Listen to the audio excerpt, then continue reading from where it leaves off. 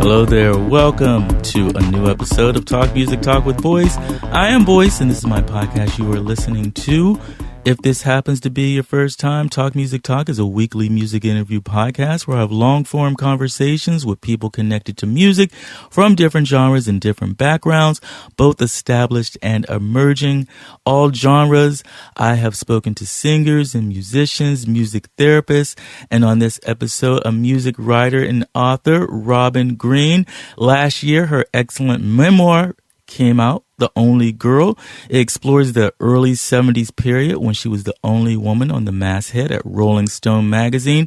It not only details that period of her life as a writer, it also talks about the before and after in a very candid way and speaks of both the personal and the professional. In the conversation, we talk about how she got the gig at Rolling Stone, her experience there, both the ups and downs. We talk about why she eventually left. We also discuss her later career writing for TV along with her husband, Mitchell Burgess. They wrote for Northern Exposure and also won Emmys for their writing on The Sopranos. They also created the very successful Blue Blood show. We also talk about the process of writing her memoir, what she learned about herself, what she left out. It was such a pleasure meeting and speaking to Robin. This was an excellent conversation with her. Her first podcast interview also, so that was thrilling. I hope you enjoy it. I know you will. Here it is without further ado, my conversation with Robin Green. Enjoy. In 1970, right, you went for Rolling Stone. I started there in 70, yes. Who was Robin Green then that was like, I'm going to Rolling Stone and getting a job? Robin Green was a waitress. I was living in Berkeley with a boyfriend that I'd gone to California with, I think the year before.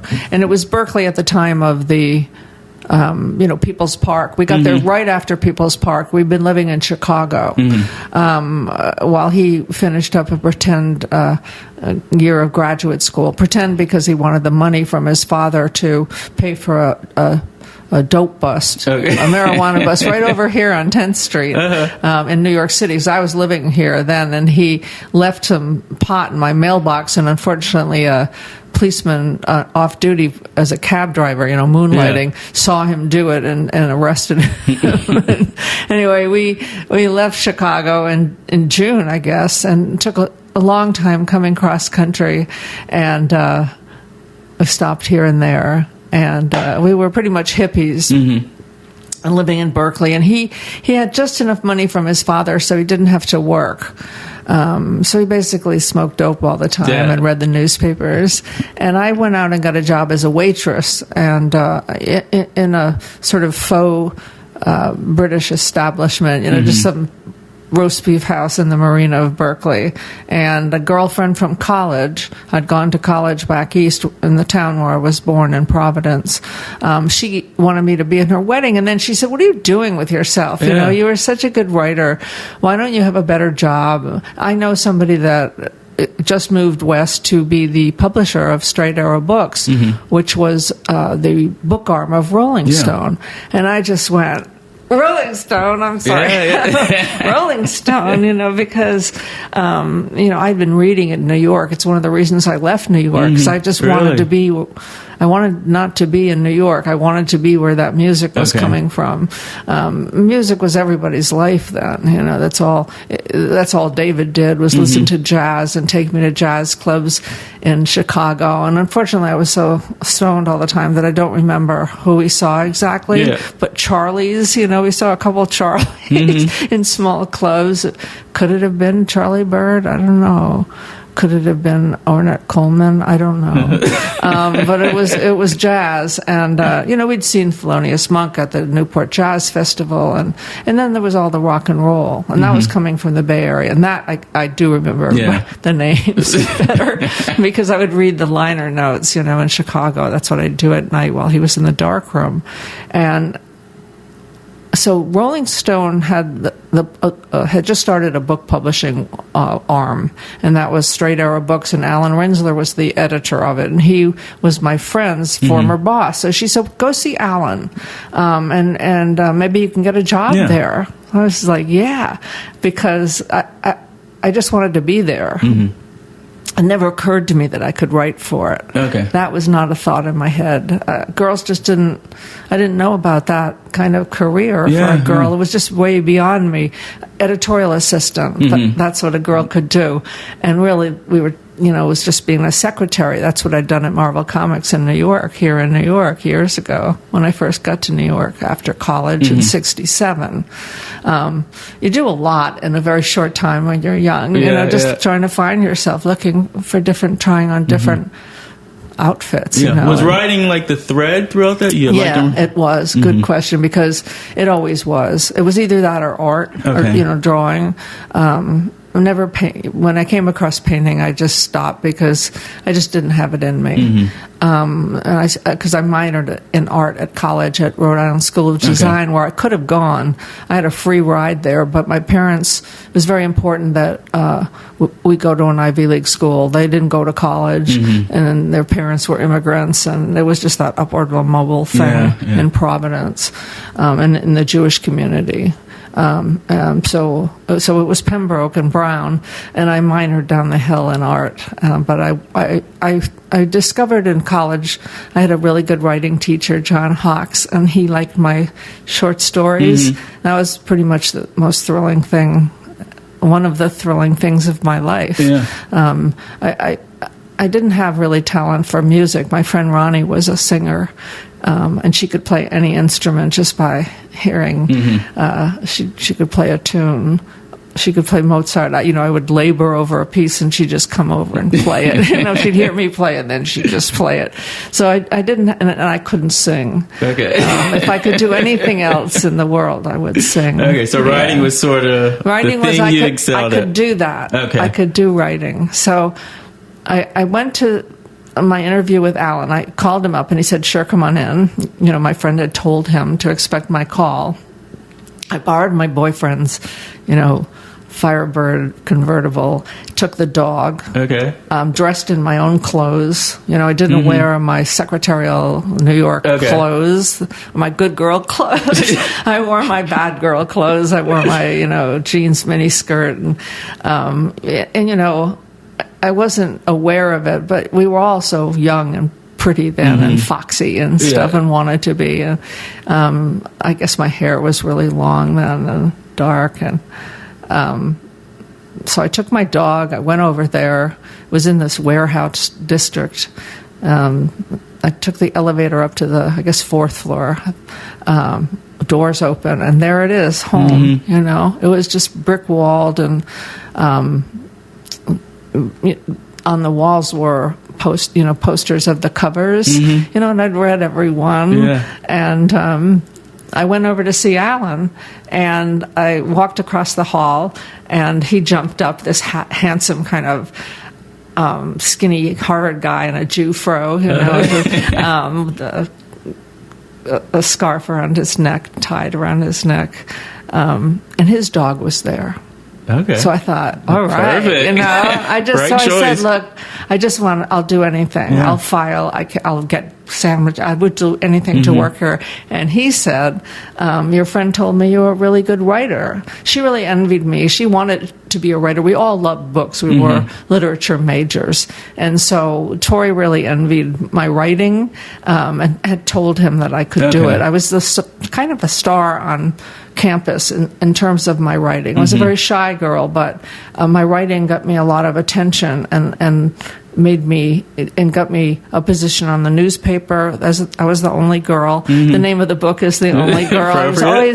I didn't mean to be. It just happened that way. The other girls, there were plenty of girls in my class who did very well, but I didn't know them at the time. It was, Janet Yellen was in my class, became the head of, the Treasury here in the United States or whatever she did. But, God, what was Janet yelling? So anyway. Did you not see your talent that other people? I knew I was talented.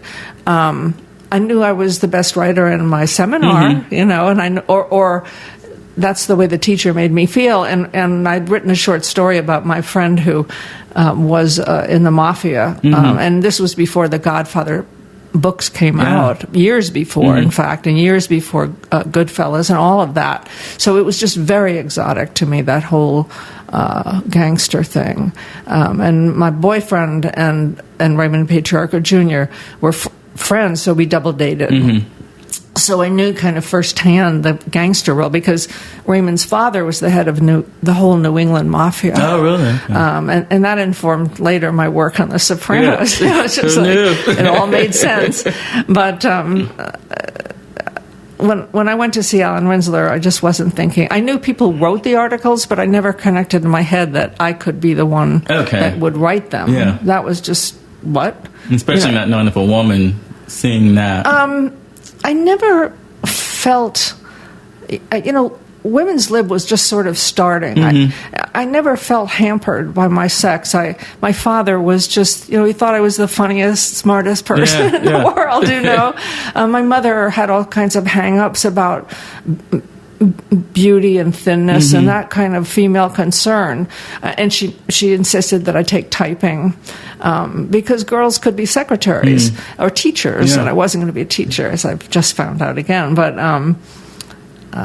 my father just thought I was funny, and my mother encouraged me to be funny too. They would read my things that I would write and think that they were funny and laugh at my jokes and stuff like that. So I never felt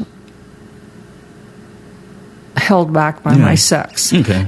Not any more than seemed generally true. I mean, somebody like Joan Didion was a hero of mine, but she just seemed so far from anything that I could be, and she was older, and there was a girl from Providence who went to work on the New Yorker as a foreign correspondent, and she was legend, but she was older too, and I just didn't think I could be that. Yeah. So Alan Rinsler arranged a meeting for me to have an interview with Jan Wenner, who had founded Rolling Stone.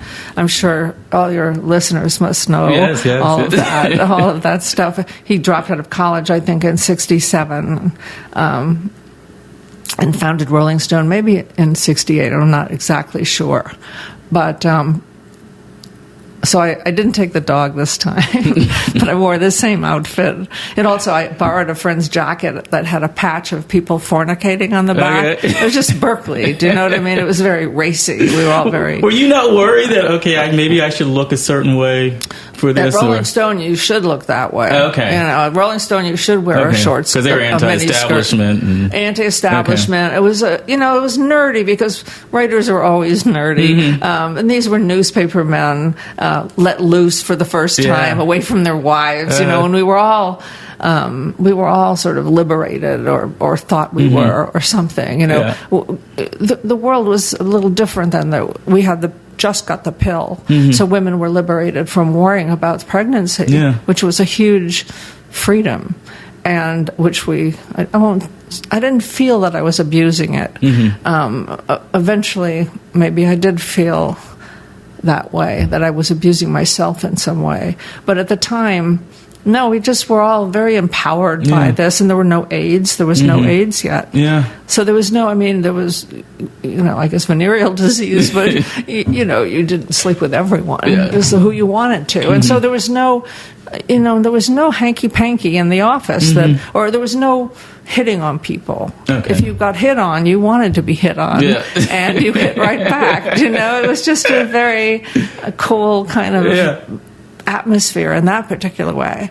So, and Jan, he, as turned out, he came out as gay, so I don't think I really registered as a sexual being for him anyway. Okay. But I think that he liked attractive people around, that was one of the things I think I was told later.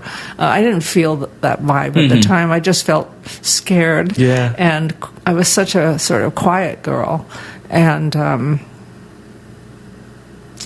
but I endured my interview.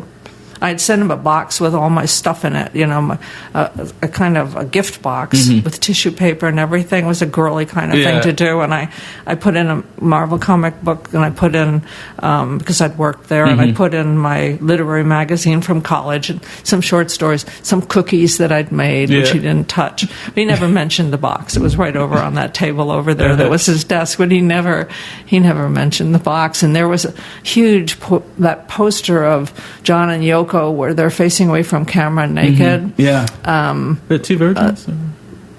Is that Two Virgins? Yes. Yeah. Okay. Yes. And he had the giant photo signed by them, and it was just I could hardly speak. But he asked me about Marvel Comics, and he was very impressed that I went to Brown. You see, my parents were right. That kind of thing.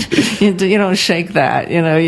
That comes of use. And also my friend from Brown that worked for Alan. And, the people that you meet, that you don't necessarily meet them because you think that they're going to help you later on, but they do help you later on because they're like you in some way. They want jobs in publishing, and so that's how I got my entree to Rolling Stone. So Jan asked me about Marvel Comics, and I told him what I thought, which was I couldn't even understand why he was interested in it, because that was really nerdy, and I really wasn't a comic book reader. I mean, now it's just taken over the world, but then it was just kind of this backward little nerdy corner. But it was either that or advertising. That's who the employment agency here in New York sent me to. They said, there's so many girls like you who went to good colleges and want to be in publishing.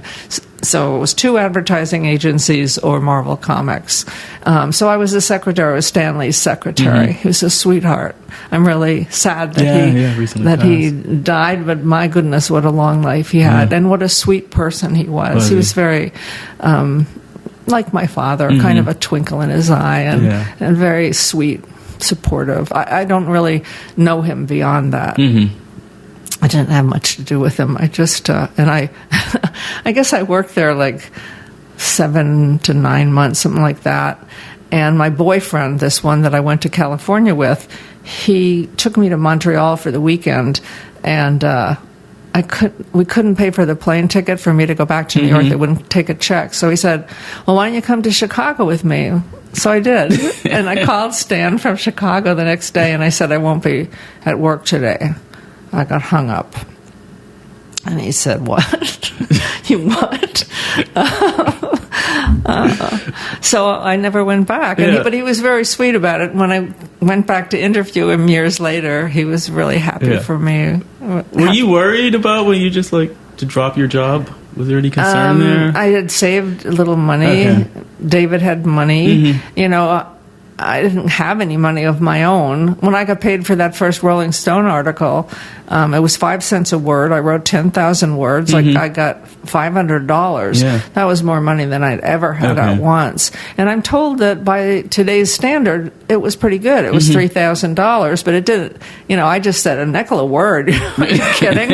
And he said, that's what we pay if we publish it. And if we don't publish it, you get half. So I wrote long, and you could in those days because people, read long. They were willing to sit there and read, even about Marvel Comics, but especially I love to read the interviews with the musicians. That's really what I loved. Yeah, that was always my favorite. Yeah. When I see Q&A, the Rolling Stone interview, I'm like, I wanted to know what they thought. Yeah.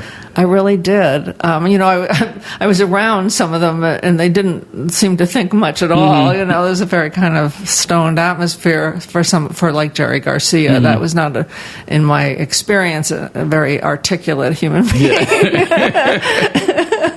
But I wasn't an interviewer. I didn't Q&A. I would just go and experience a scene and then write about it. And I have a very good memory for for conversation and for what has happened.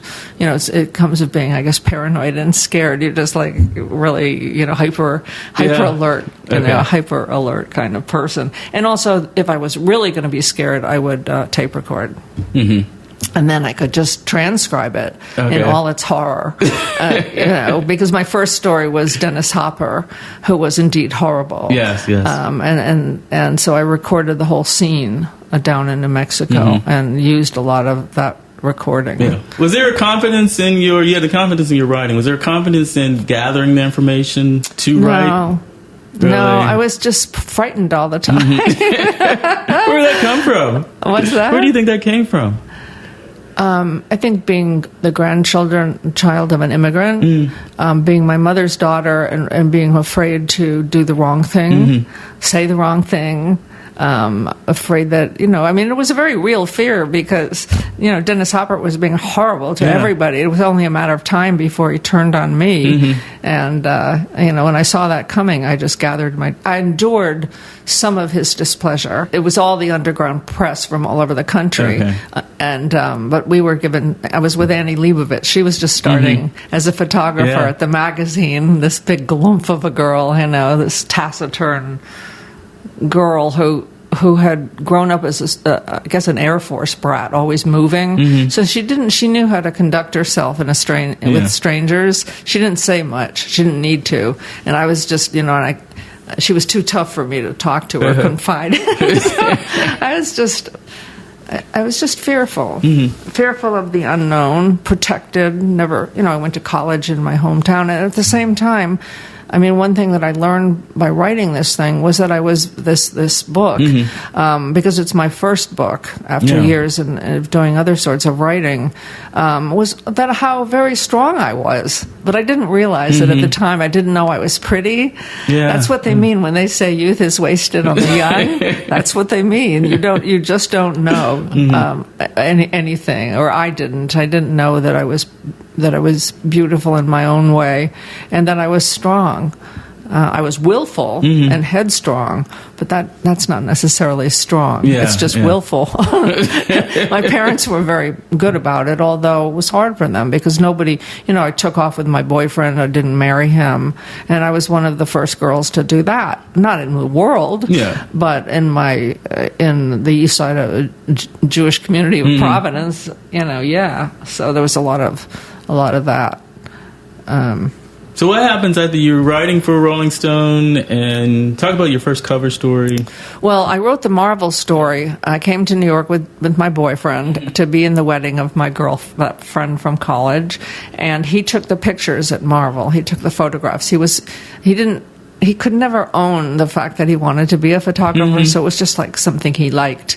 So that he never had a career in it, but the wonderful thing is I have like this huge store of photographs that he took all through our life together as hippies, and the Marvel article. I have the photos that he took, and photos of Stan that have are now circulating for him. He's deceased. He died at 65 from probably too many years of alcohol and drugs, and and a bad heart too. His brother died young too, but his father didn't. His father lived till 89 or something. 99. He was this old tough Russian.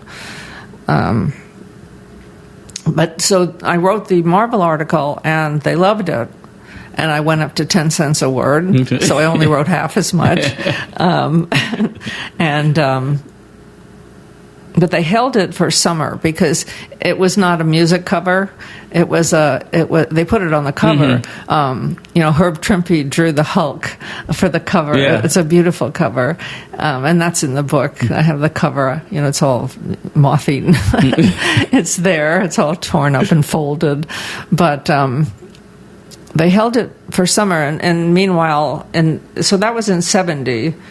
And in 71, I was just sent on a bunch of other. I went to see the Bee Gees in Santa Monica Civic when they came to town. When they came to L.A., I did the Hopper interview down in New Mexico, and a bunch of other things. But I was really into, my stuff was very ironic. So I wasn't a person like Cameron Crowe who went to music. They didn't let me near those people. It was just like the funny ones.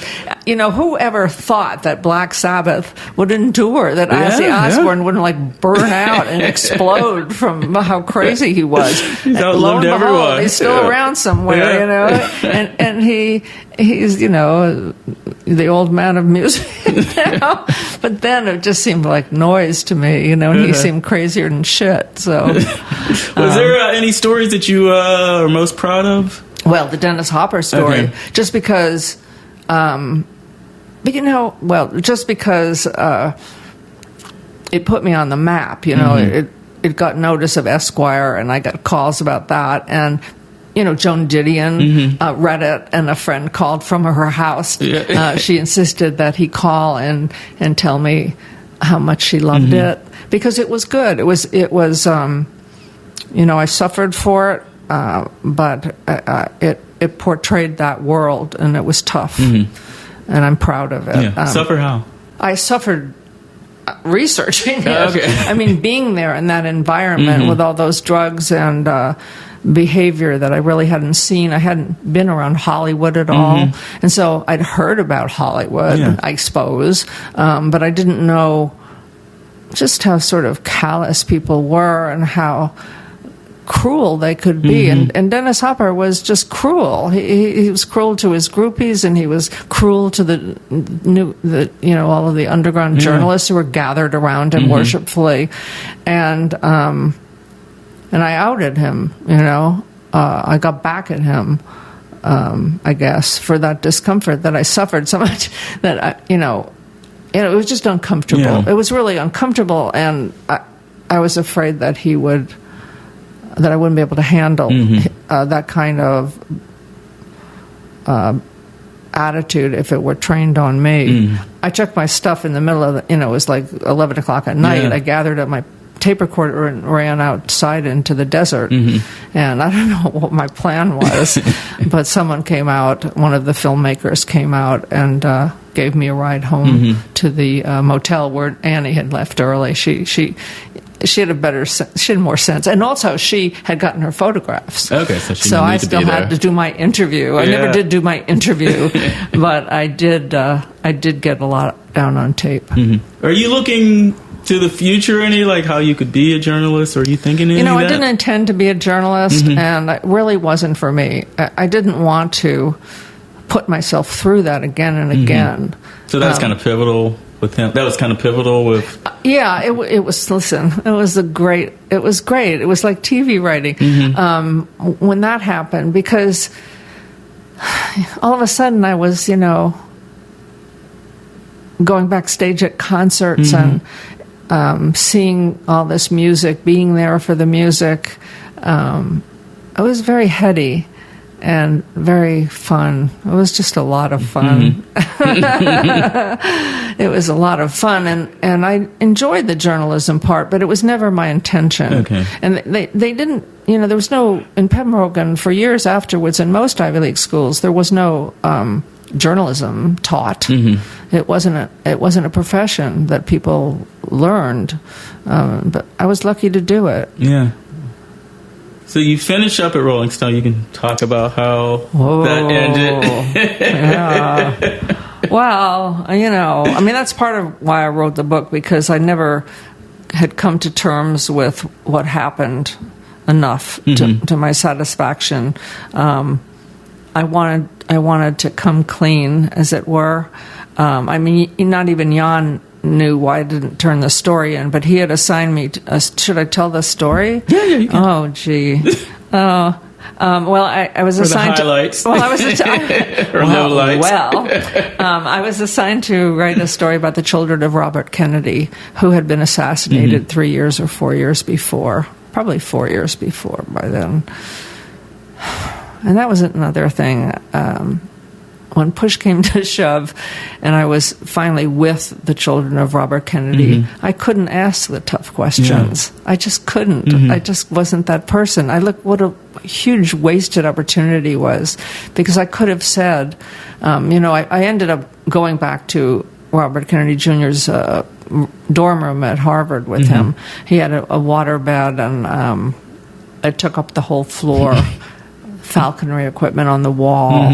Gorgeous man, beautiful man, boy. I guess he was 17 or 18 at the end of his freshman years or whatever, however old you are. But he had a bust of his father on the credenza.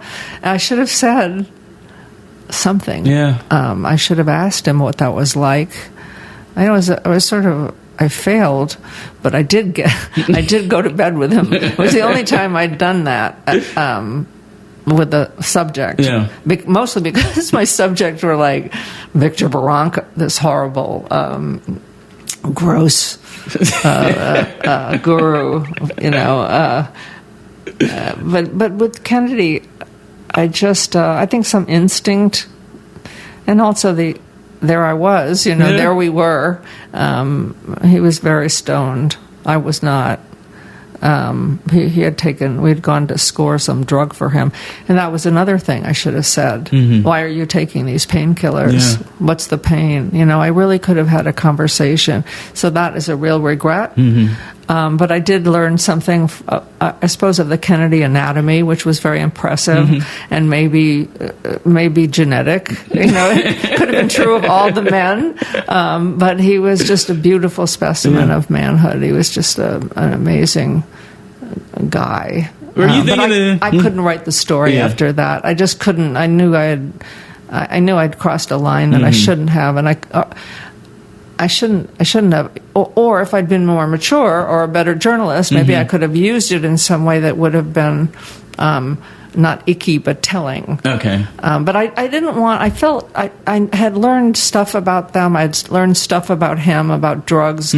Kathleen was smart enough not to give me much time, but I just didn't want to bring more crap into their lives. I just didn't, even though it probably would have been the story that like Newsweek would have picked up or something. It could have, put me on a wider map.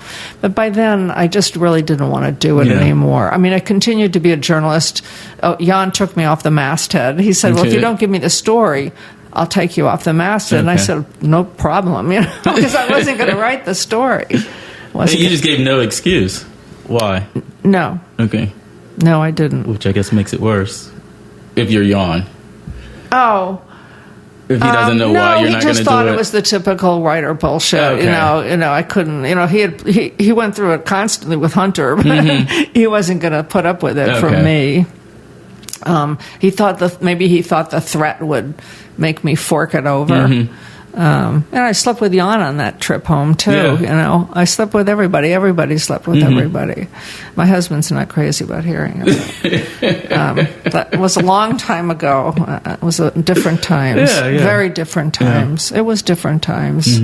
Maybe it's indiscreet to talk about it, but too late. Just put it out there. And I wanted to do that. I really wanted to say what it was like to be a girl then. And I say girl, I own that word. I'm not ashamed of that word.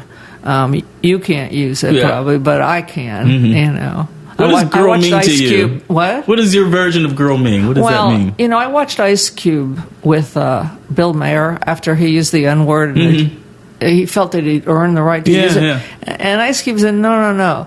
That's our word, and that's how I feel about girl. It's a girl, in China we would be put to death for being girls. Just the girls weren't somehow as valuable as boys. And that was always a message, And I said it wasn't. I know I did. I said it never stood in my way, but I'm using this word now, and I'm thinking now. I'm not. It's not a giggly girl necessarily, but I was a girl. I was born a girl. I can live with it, and I can say the word. And I did start, I guess, referring myself to myself as a woman at some point. So after Rolling Stone, right? Yeah. So how far up are you? Could you go to Iowa Writers? What's that? You go to Iowa Writers? Yeah, I went to Iowa Writers Workshop because I was in Berkeley. I'd broken up with David, my boyfriend, and taken up with another David who was married, and that ended, and this and that. And I found myself alone. I found myself at one point in my apartment in danger, and I just thought, I'm going to start over. I'm going to start over again. So I'd heard about the writer's workshop, and I thought, let me go back to the last place I felt really good. Let me start again. So I went back to a kind of fiction writing situation at Iowa, but and it was good for me to start again. I was very lucky to get in. Frankly, I got in pretty much by the skin of my teeth, I think, but I was lucky to go there. Lucky to start my life over again, lucky to meet my husband, Mitch. We didn't marry for many years, but I met him, and we went out to L.A. together. Yeah. He was actually my student. Oh, really? I was teaching undergrads, and he was just out of the Vietnam-era Army, and so he was on the GI Bill, and he wandered into my class by accident. He got the wrong room, but that was pretty much it. And we went out to L.A. together, and after a while, somebody who I'd gone to the workshop with, again, it was my college, friendships, had... he and a partner had written a TV show, and he wanted to know, he thought my short stories, because we had been in a class together, he thought my short stories would lend themselves to this class, to this TV show. And it was a quality TV. It was known as, that genre, family TV, our very distinguished show with Richard Kiley and Eva Marie Saint, and it won the Emmy that year for the miniseries. Okay. And I came on when it became a regular TV show. What show was this? It was called Year in the Life. Okay. Sarah Jessica Parker was on it as a 16-year-old, I think, and Adam Arkin. And so I started writing TV, and I loved it. I loved it probably more than journalism because it involved the heart. It's very dramatic, and it could be funny, and I could come out as a person a little more. I put more of myself into it.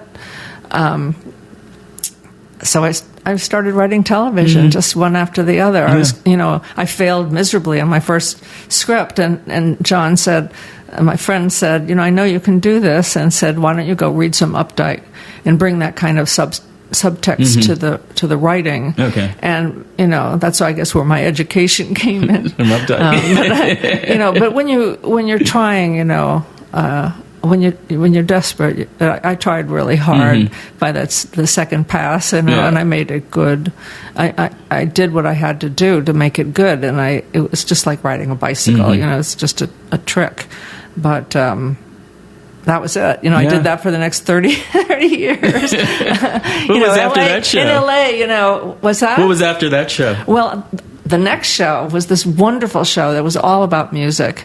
It was called Almost Grown. And it was David Chase, who wrote The Sopranos, wrote it with Larry Connor, who is now known as, Connor's father, Jennifer Connor or somebody like that. She does Girls. She did Girls with Lena Dunham. Yeah. So Jenny Connor, I guess. Anyway, Larry Connor and David Chase wrote this show called Almost Grown, and it was all about. David loves music. The music in Sopranos was great. And it was all about a couple who had been divorced, but music that was on the radio or in the car, or some practical music that was on. It was never like a music cue. It was always from a practical source, like a radio or TV or something, would send the person back into a memory. And so they were both remember times of their marriage before their divorce, and the conceit was that it would gradually lead them back to each other. It didn't last very long, but boy, was it fun. Year in the Life got canceled after 1 year. Even though it had a huge audience, it's just network TV. And actually, Almost Grown, David's show, got canceled after 12. I think we only aired 10. Oh, right. Okay. But it was a wonderful experience. So, and then I had my own show. I worked for David Milch briefly on a very short-lived show. And then I had my own show, which was a failure, just a summer show. CBS was doing these summer 6-episode runs, and my show didn't do well, thank God, because the guys who did Year in the Life did Northern Exposure. And so I went on Northern Exposure, where I spent the next 5 years. Yeah. And Mitch joined me in writing, and it got us back together again. We had broken up, and we started writing TV together with Northern Exposure. And, you just can't have much more fun than I grew up. My father died, I guess when I started my career. I grew up a little more. Yeah. For your writing there, and then like you look back on your past, and do you see any connection, like the thread from your life, like writing for Rolling Stone and then writing for TV? It's always been writing. That's what I can do. Yeah. That's what I know to do. But someone asked me to write this book, this Only Girl book. Yeah. Someone had worked with at Rolling Stone all those years ago, a girl in the office who came to New York and became a book agent. And she said, no, write your story. You have a story to tell. And I told my whole story. It was like I'd been waiting to write this book my whole life. It was the most satisfying thing I've ever done. Had you ever thought about writing a book? Oh, really? Sure. But not a memoir. Okay. I mean, I had started reading memoirs and really liking them. The Mary Karr memoir, Art of Memoir, and her early memoirs. What was it? Was it Liars Club? Yeah, was Liars that Club, her? I think it was the first It was one. really good. And then I found that I really cared about reading. It was just like I used to read Rolling Stone to find out what the musicians thought. I guess I would read a lot of women's memoirs, frankly, now that you mention it. And then when she said, why don't you do it? I was like, really? And I wrote you have to write a big proposal. They considered me a first-time writer.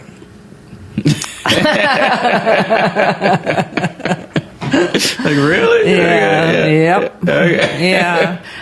I mean, I would do it a little differently if I did it again, just in a business sense. But writing the book was joy. Was it hard to go back to? Yeah. Like your relationship with your mother was very challenging. All the stuff. My best friend that committed suicide, and, her mental health issues. Then the one who could sing, the one who could play the piano and the flute and the violin, and she killed herself. Later when she was 34, and I was living in LA, and I was the last person of us to see her alive. So that was hard but necessary, and it was a really interesting process because once you go back in your mind to the room or you talked with Jan the first time, or where you saw Ronnie for the last time, those are your memories. That's what you remember, and those are my memories, and I could fill them out. I could remember the conversation, but the process of writing is that you would have to go there in your mind. You'd have to leave where you were, which is one of the greatest things about writing. I mean, it's almost like after 3 hours you look up and you can't believe so much time has passed in such a pleasurable way. Pleasurable because time has passed, and because you were just present in I guess it's sort of indulgent, isn't it? Just maybe like listening to music a little bit, that you're just occupied, and your mind is occupied. Yeah. Did you ever have any trouble of getting really deep and real with it, that you were holding back? And how not to do that? I tried to be honest, but I did hold something back. I did. And a friend, we were having dinner Sunday night, someone I grew up with, and he said, why don't you talk about your nose job? And I said, because I wanted people to like me. Okay. Yeah. And I get that. even though my thesis in Iowa was called Nose Job, and it's the central issue of my life, I didn't put it in the book. And I said to my friend Joey, well, that's my next book. It's going to be all about having that nose job and what a violent and horrible act for myself it was. I don't know if anyone would be interested in something so horrible. I know that when Annie, I don't know how she found out or if she just knew instinctively that I'd had a nose job, she just thought I was weak and was very, very critical of that. So that's I'm sorry. Maybe that's... No. Just cut it out if it's too awful. No. But... because the procedure itself was no, why? Because to change your face when you're 16 years old, okay, you were 16. to never grow into I mean, it was my parents, my mother particularly. She had a very beautiful nose, and I had a Jewish nose like my father, and they didn't want to be Jewish. They didn't want to look Jewish. They didn't want me to look Jewish, and I wanted to be pretty. Yeah. And my boyfriend at the time thought I looked okay, but I didn't grow into myself. I feel like it was an incredibly violent act and irretrievable. Yeah, irrevocable. It's irrevocable. You will never know what you looked like. You'll never have your face. It's a horrible thing. Yeah. I don't judge anyone for doing it, but I would counsel them against it. Is there also, when you get a nose job, because I had a friend who did it, and then you realize after you get it that it's still you? I'm sorry? You're still the you with a nose job? It doesn't make the change that you thought it would make? I've got a lot of thinking to do about it. That's all I can say. Yeah. I don't know which you are, or I don't know whether I've ever come to terms with it. Okay. It's weird to talk about it. Yeah. I mean, the book has been very well received in terms of criticism, and I didn't, I'm so sensitive and everything, but I didn't really mind the negative criticism that it did get, because I could see everyone's point of view. Yes, you're right about that. You're absolutely right. I don't like those people because they don't like me, but, but I could absolutely, it didn't wound me. I didn't crawl into a ball. Somebody said, what is this book about? She didn't have an addiction. She wasn't abused. I had none of those kind of things. I had a very normal, neurotic Jewish upbringing. And every opportunity, my parents really sacrificed and loved me and all of that sort of thing. They never hit me, except my mother hit me once. She spanked me once. Maybe I'll write about that. Yeah. I'd like to write about writing a book, too, because I wrote a book, and it was not what I expected. Yeah. And, I'm still here also, so I have to do something. I have to write something, I think. I think I have this urge. And lately, coming back from teaching, I've started to think about the future a little bit more. Yeah. I think that was a way of postponing the future. Okay. And it was a wonderful experience and teaching, even though it was really hard and exhausting. Now that I'm back and facing going down, to St. John, where we are the whole winter, and there's really, if you don't have something to be involved in, whether it be volunteering at the ASPCA or something, but I'll probably write something else. Okay, I would love to see the book about your nose. Really? I know that what the title is, Nose Job. That's perfect. That's it, baby. That's gonna be because what I got from your book is that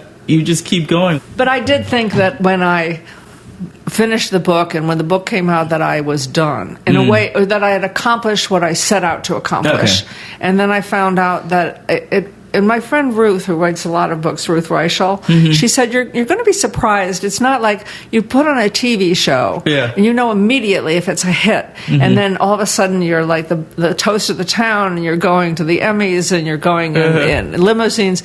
She said, book publishing it's not like that exactly. The books have a longer life and a life of their own, and you can't control it. It's not.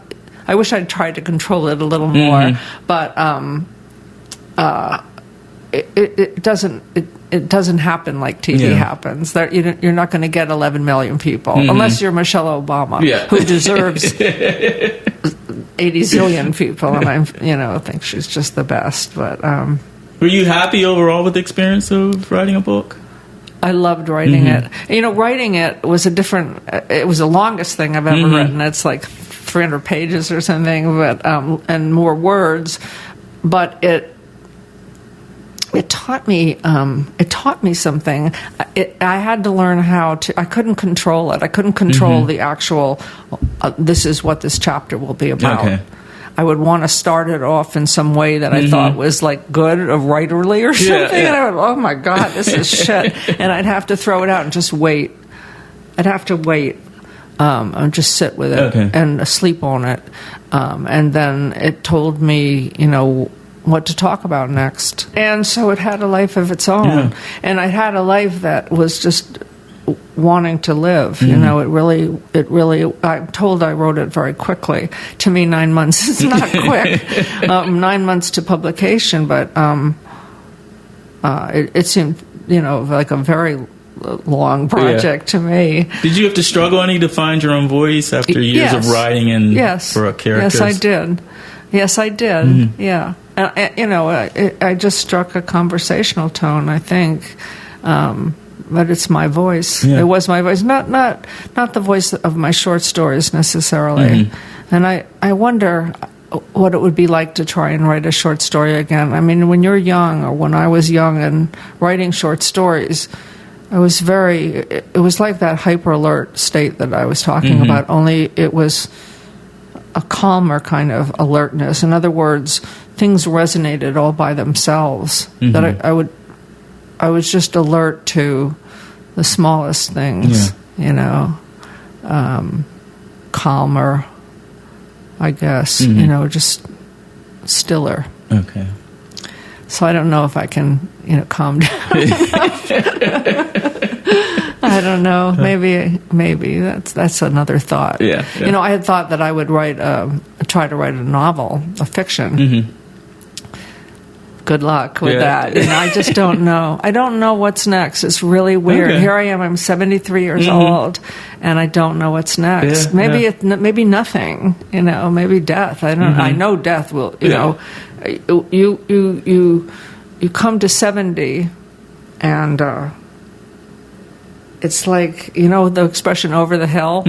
Well, you're on the top of the hill, and you're looking down, and you're thinking, "Oh my God, this is it." It's all like, see that down there? That's the end. You really see the end, because it's too late for me to die young, or all of a sudden, it's going to happen. Maybe it'll happen the way it happened for my mother, and I'll be 94 and shrink down to nothing. With all my wits. Maybe I'll go next year like my dad at 74, but I will go. And so will you. Sleep no more. This has been Sleep No More. That was a radio show when I was young. Sleep no more. So how's things with, we didn't talk about Sopranos and Blue Bloods. Oh, gosh. Sopranos was great. It was great. When you're doing something like that, do you recognize the greatness of it when you're in it? We worked with David over the years, different shows. He came on Northern Exposure at one point for a year or two at the end.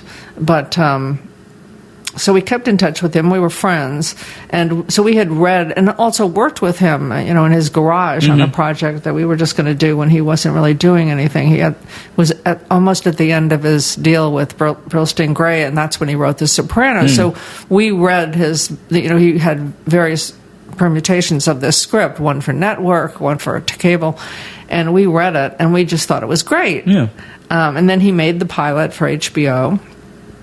And we went to a screening of it, and it blew our minds. It was just wonderful. It was funny. And actually, HBO didn't put on the screening. David did. He rented the studio. He catered it, all of it, just because he wanted his friends to see it. We just laughed our heads off. We just loved it.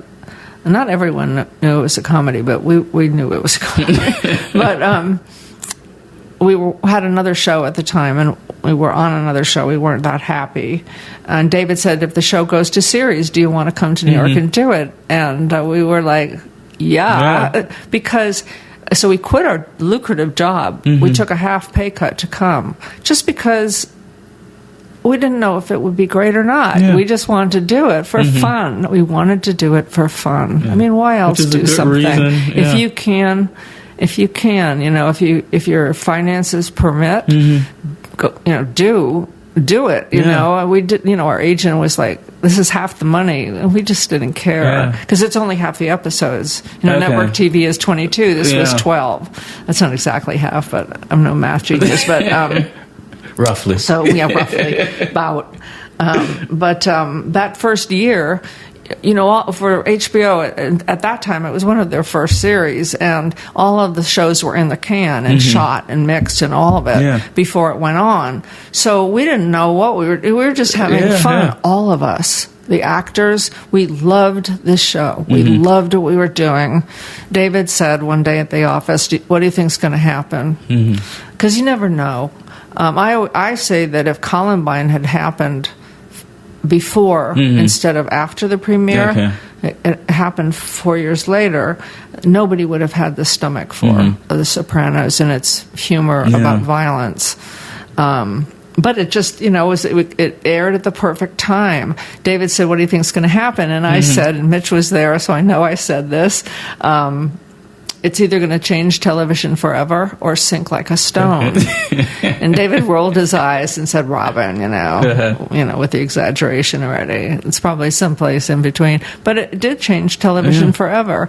And the minute we showed it at the premiere in the basement of Tower Records, I think it was, on Times Square, the sub-basement, they had a movie theater down there, and when people were coming out, we knew it was a huge hit. Because everybody was high on it. You know, everybody was energized by it. It was magic. And it was. Is it hard to continue to create when now, because you create the first series and it's all done before people see it. Is it hard to continue to create when people are saying all these wonderful things about a show? Oh, I think it weighed very heavily on David. I think it all was on his shoulders, his narrow shoulders. But I think he, you know, it was just tremendous stamina, tremendous rigor. Do you feel that as much as the writers of the show? You're not the creator we just of it? Always did the best we could. You just did the best you can. You know, I suppose he had to deal with people's expectations more than we did. But first of all, it was so much fun. It was so rewarding creatively, and so that was the thrill. We tried to outdo each other. It was just a very kind of a joyful enterprise, even though it was very hard, very demanding. David is a very, you know, he can be said to be a tough person.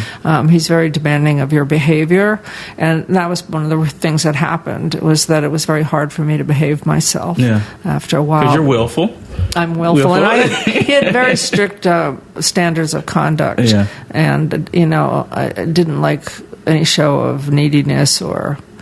there were certain personality traits that I shared with his mother that emerged. And, you know, or you could just say we got on each other's nerves after a while. That's another way to say it. But, you know, so it wasn't at the end as happy an atmosphere at all. And finally, just before the end of it, he let us go, and that was very painful. And it was like breaking up with somebody, but worse than any breakup I had ever experienced. But so I haven't really seen him since. And then how far did Blue Bloods happen?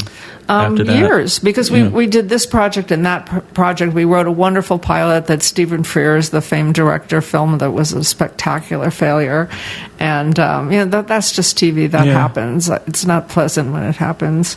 But finally, we were in the living room over there, and... we were listening to a pitch by this old man, an old TV guy, that our agent said, "Just this is not for you. Just listen to the pitch." And we'd heard a lot of pitches, you know, shows that people wanted us to write. They had these ideas and they needed somebody to come in and write it.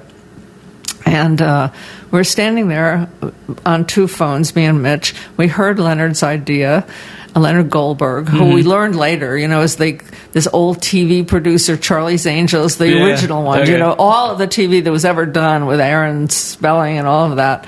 We didn't know it at the time. We just heard his pitch in 30 seconds. We just said, yeah.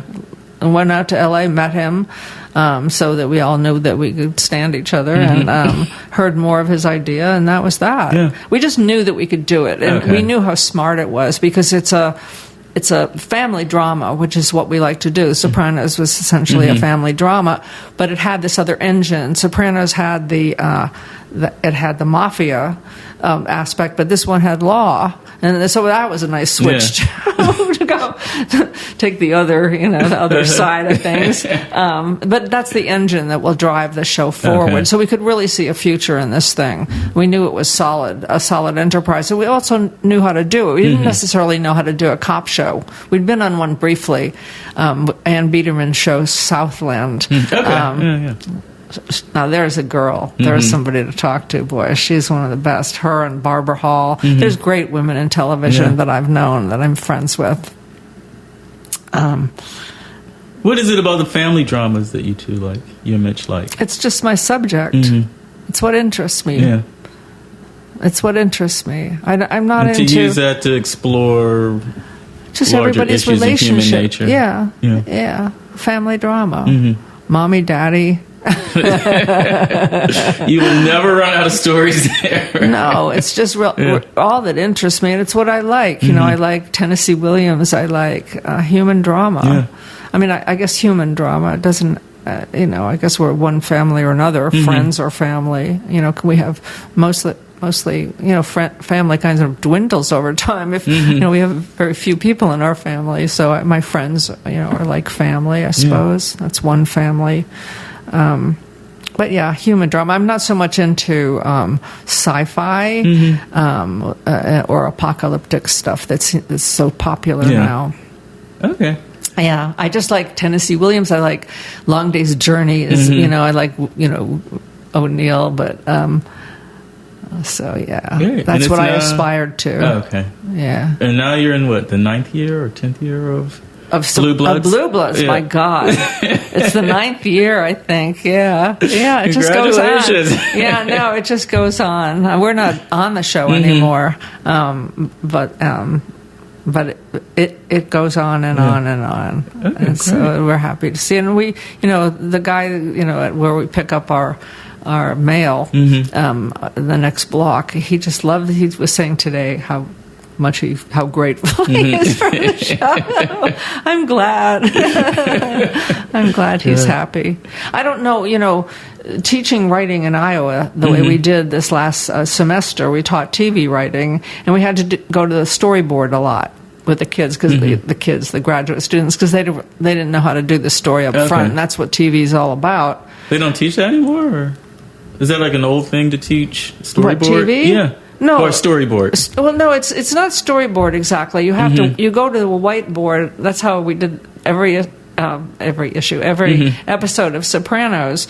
You work out the story on a board. And you write the beats, which are the scenes. But you have to know what the story is before you can go to the board. And in TV, the way we've always done it at Northern Exposure and Blue Bloods, and you do the story first. And so they had to learn that, because in theater department at Iowa and in the writer's workshop, it's an exploratory sort of, you write to find out what you want to do. You don't do that. There's no time to do that. It's not that kind of gracious atmosphere. So we had to go to the storyboard a lot. And we really found that we had learned how to do it, knew what we were doing, and enjoyed it. Because it's thrilling when you work out a story. We don't do music. We don't play instruments. But we get the same kind of thrill when the story works. That's great. So we thought, there was a thought. Mitch said at one point, maybe this winter we'll try to think of another show. Maybe. There's so much good stuff, though, that it's not like we're needed. But maybe we can think of something that we want to do that isn't on right now. It's hard to imagine what that might be, since there's like 700 shows on right now. But, it's thrilling what's happened to TV. Okay. Well, I think you got some great things ahead of you. Yeah. Yeah. It's full of possibilities. A lot of swimming in St. John, I'll tell you that. How are we doing for time? We're oh, my good, goodness. good. Yeah. So, yeah, this was wonderful. Well, did I leave anything out? I think I talked your ear off, frankly. This was wonderful, Robin. And there you have it, my conversation with Robin Green. Her book, The Only Girl, is out now, available everywhere. I highly recommend it, so please go read it. If you want to follow me online, you can check me out at talkmusictalk.com for more podcast information and to stream every single episode. You can also follow me on Instagram at thisisboice, and some call to actions for you. If you enjoy this episode, please share it on social media or email it to a friend. Leave that 5-star rating and or review wherever you happen to be listening, especially on iTunes, because this all helps to grow the TMT audience. You can also download the TMT app. It is free for iPhone and Android, and you can get it wherever you like to get your apps. Or you can subscribe to the podcast on Spotify, Google Play, iTunes, TuneIn, Stitcher, iHeartRadio, pretty much everywhere. Just search Talk Music Talk. And finally, you can find the podcast on SoundCloud, starting with episode 100. That's soundcloud.com/This is Boice. Thank you so much for listening to this episode with Robin Green. Until next time, and there will be a next time, this one's for you, Liz.